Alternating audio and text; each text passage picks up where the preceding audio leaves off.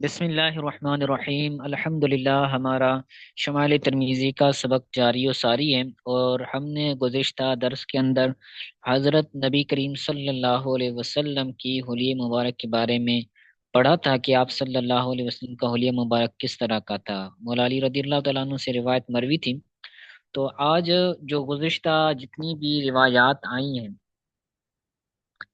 ان کے اندر کچھ الفاظ استعمال ہوئے ہیں، جن میں سے مولا علی رضی اللہ تعالیٰ عنہ کی جو پیچھے والی حدیث گزری اس کے اندر بھی کافی ایسے الفاظ آئے ہیں جن کی امام ترمذی نے وضاحت کی ہے، انہوں نے خود اس کی معنی بیان کی ہے۔ تو اس کے بارے میں آگے کہتے ہیں، قال ابو عیسیٰ سمیت ابا جعفر محمد دبن محمد دبن محمد دبن الحسین یقول سمیت اسمعی یقول فی تفسیر صفت النبی صلی اللہ علیہ وسلم۔ امام ترمذی، ابو عیسیٰ امام ترمذی کا کی کنیت ہے، وہ کہتے ہیں کہ میں نے ابو جعفر محمد بن حسین سے سنا، وہ کہہ رہے تھے کہ میں نے اسمعی سے سنا جو نبی کریم صلی اللہ علیہ وسلم کی صفات کی تفسیر کے بارے میں کہہ رہے تھے، یعنی جو صفات آپ صلی اللہ علیہ وسلم کی بیان ہوئی ہیں ان کی تفسیر، ان کی وضاحت کے بارے میں وہ اسمعی کہہ رہے تھے۔ تو وہ صفات کون سی ہے؟ الممغت لفظ پیچھے استعمال ہوا، اس کا مطلب ہے الذاہب طویلا، یعنی بہت زیادہ لمبا، ذاہب لمبا، طویلا طویل لمبا، کثیر لمبا۔ وقالت سمعت اعرابیا یقول فی کلامہ، وہ کہتے ہیں کہ میں نے ایک اعرابی کو سنا، وہ اپنے کلام میں کہہ رہے تھے تمغت فی نشابتہ، کہ اس کی نشابت میں، اس کی پیشانی میں تغمت ہے، یعنی اس کی پیشانی لمبی، یعنی مدہا مدن شدیدن، یعنی اس کی پیشانی کیا تھی؟ شدید لمبی تھی۔ یہ پیشانی، نشابت کا معنی پیشانی نہیں ہوگا، بلکہ یہ ایک اس کی کوئی چیز ہوگی جس کے بارے میں کہتے ہیں کہ وہ ایک شدید، بہت زیادہ کیا تھی؟ لمبی تھی، طویل تھی۔ المتردد، یہ پڑھا تھا ہم نے پیچھے، الداخل بعدہ فی بعد کسرن، بعض میں چھوٹے ہونے کی وجہ سے داخل ہونا، ایک چیز دوسری چیز کے اندر داخل ہو جاتی ہے تو اس کو متردد کہا جاتا ہے۔ تو حضور صلی اللہ علیہ وسلم کے قد کے بارے میں پیچھے بات چلی تھی کہ حضور کا قد نہ زیادہ لمبا تھا نہ کم تھا، وہاں پر یہ لفظ آیا تھا۔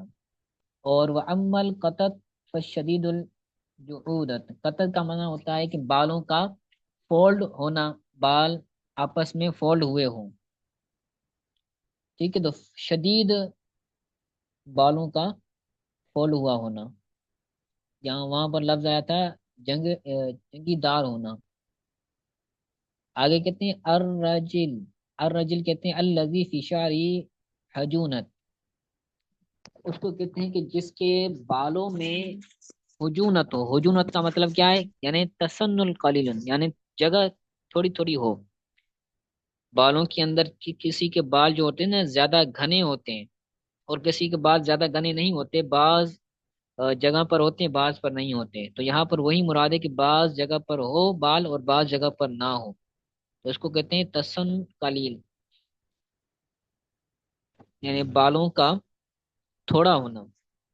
آگے کہتے ہیں امل متہم، متہم کا کہتے ہیں البادن الکثیر اللحم، یعنی جو زیادہ گوشت والا ہو، زیادہ گوشت والے بدن کو کہتے ہیں المتہم، جس کو موٹا بول رہے ہیں۔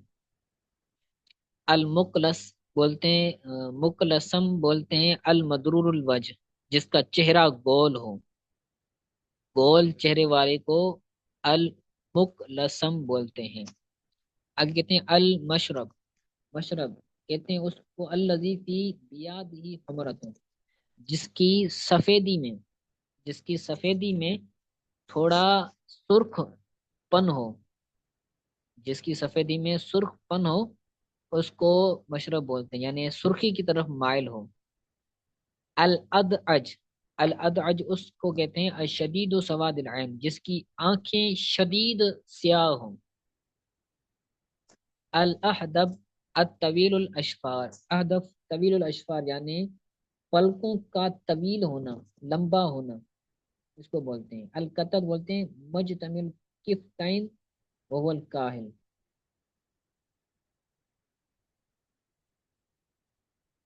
اس کو بولتے ہیں، بولتے ہیں یعنی جس کے جسم پر بال ہو،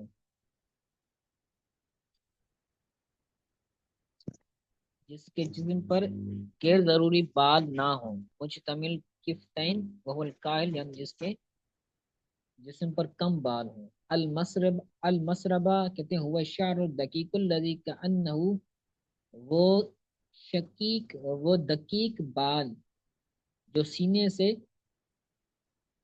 ناف کی طرف جاری ہوتے ہیں، اس کو مسربہ بولتے ہیں، یعنی لکیر بنی ہوئی ہوتی ہے جو۔ اور شستن بولتے ہیں الغلیظ الاعصاب من الکفین والقدمین، جس کی انگلیاں غلیظ ہوں، چھوٹی بڑی ہوں، نامناسب ہوں، چاہے وہ پاؤں کی انگلیاں ہوں یا پھر ہتھیلی کی انگلیاں ہوں، تو اس کو شسن بولتے ہیں۔ التقلع یعنی قوت کے ساتھ چلنا، یمشی بقوت، کسی کا قوت کے ساتھ پاؤں کو اٹھا اٹھا کر چلنا بولا جاتا ہے۔ وہ سبب بولتے ہیں الحضور، جھکنا، یقال ان حضرنا فی صبوب و سبن، یہ ایک محاورہ ہے کہ ہم جھکے زمین کی طرف، تو یہ جھکنے کے لیے استعمال ہوتا ہے۔ وہ قول جلیل المشاش، اور ان کا قول جلیل المشاش کا مطلب کیا ہے؟ یرید رؤوس المناکب، یعنی سر کا بڑا ہونا، مناکب مطلب بڑا ہونا۔ العشرہ بولتے ہیں الصحبہ، یعنی خاندان، صحبت، اصحاب، ساتھی، دوست۔ والعشیر بولتے ہیں صاحب، خاندان والے کو۔ البدیحت بولتے ہیں المفاجت، اچانک۔ یقالو بدأته بأمر اے فجأته، میں نے کسی معاملے کو اچانک پایا، اچانک دیکھا، یعنی فجأته، بدأت مانا فجأته یعنی اس کو اچانک پایا۔ آگے کہتے ہیں ان الحسن بن علی رضی اللہ تعالی عنہما قال سألت خالی ہند بن ابی حالہ، حسن بن علی رضی اللہ تعالیٰ عنہما سے روایتیں وہ کہتے ہیں کہ حضرت امام حسن سے روایتیں وہ کہتے ہیں کہ میں نے اپنی خالہ، میں اپنی خالہ جان سے میں نے سوال کیا، ہندا بن ابو حالہ جو میری خالہ تھی، میں نے ان سے سوال کیا۔ وکان وصافا عن حلیت النبی صلی اللہ علیہ وسلم،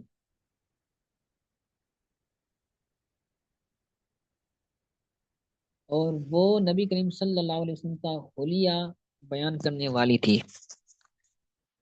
وَأَنَا أَشْتَحِي أَن يَصِفَ لِي مِنْهَا شَيْئًا، تو میں مشتاق تھا، اشتہی میں مشتاق تھا، مجھے بے قراری تھی کہ وہ بیان کرے میرے لیے ان میں سے کوئی چیز، یعنی میرے تعلق کے اعتبار سے بیان کرے، شیئا منہ اتعلق بھی، جس کے ساتھ میں تعلق رکھوں۔